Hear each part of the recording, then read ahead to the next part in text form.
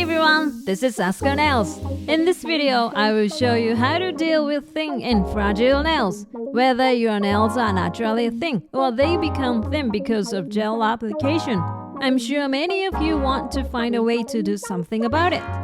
I'm going to introduce 3 methods which will help those of you who want to have gel nails even if you have thin nails. I also get into the details of the causes and mechanisms of thinning nails, as well as ways to apply gel without damaging your natural nails. So please watch until the end. Okay, let's get started. If you are watching this video, you probably have thin and fragile nails that bend easily like this. Some people are born with naturally thin nails, while others experience thinning after starting to use gel nails. Regardless of what your situation is, I'll provide solutions for anyone who wants to do something about their thin nails or wants to still enjoy nails despite their thinness. If your nails gradually became thin over time getting your nails done with gel, the cause of them thinning can be attributed to sanding and the remover. While the nails get prepped before the gel is applied, your natural nails get filed to create texture to help the gel adhere better. However, excessive pressure or over-filing during this process can make your natural nails thin. Additionally, the remover used to take off gel nails contains acetone, which is known for its ability to effectively strip away natural oils, so much so that it can leave the skin looking pale if it comes into contact with it. Leaving this remover on your nails for an extended period can put extra strain on your nails. As a result, every time you change the gel, your natural nails become thinner. I too have experienced significant thinning by repeatedly filing and removing gel from my middle finger while shooting videos. Nails are considered dead cells as the nail plate itself lacks nerve connections, and once a portion becomes thin, it cannot regenerate.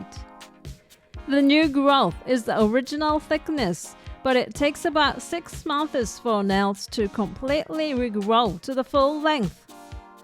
For those who want to restore their nails to their original state, taking a break from gel nails during this period is the best approach. If you choose to take a break to restore your nails, you can use nail oil, growth stimulators, and reinforcement products to encourage nail growth during this time. Some of these products come in a light pink shade and can be used like a natural colored manicure. There are various types of products available, including those that promote nail regeneration and those with reinforcement fibers, so you can choose one that suits your preferences best. However, even with these reinforcement products, your nails will remain thin until they completely regrow. So unfortunately, your nails may still be more prone to breaking during this time. Another approach is to apply a coat of gel and wait for your nails to regrow without any interference. By doing this, your nails won't break during the regrowth period. Additionally, it's easy to see where the thin part ends and the newly grown, stronger nail begins. However, during the regrowth phase, the nails gradually grow from the base, which might be a concern for some in terms of appearance.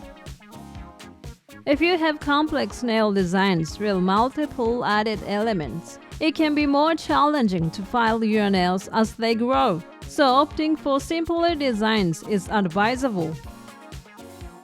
If you have thin nails but still want cute gel nails, the third approach is to use the fill-in method when changing up your designs. The fill-in method involves taking off the gel without using the remover responsible for thinning. It primarily relies on using a nail drill for removal. You can also use a file, but using a nail drill is recommended as it allows you to see how much you are removing. When using the nail drill for removal, you should only file away the top coat and the layer of colored gel underneath. Once you reach the layer of the clear base coat beneath the colored gel, stop filing. Avoid filing further into this area and continue removing the remaining colored gel in the same manner.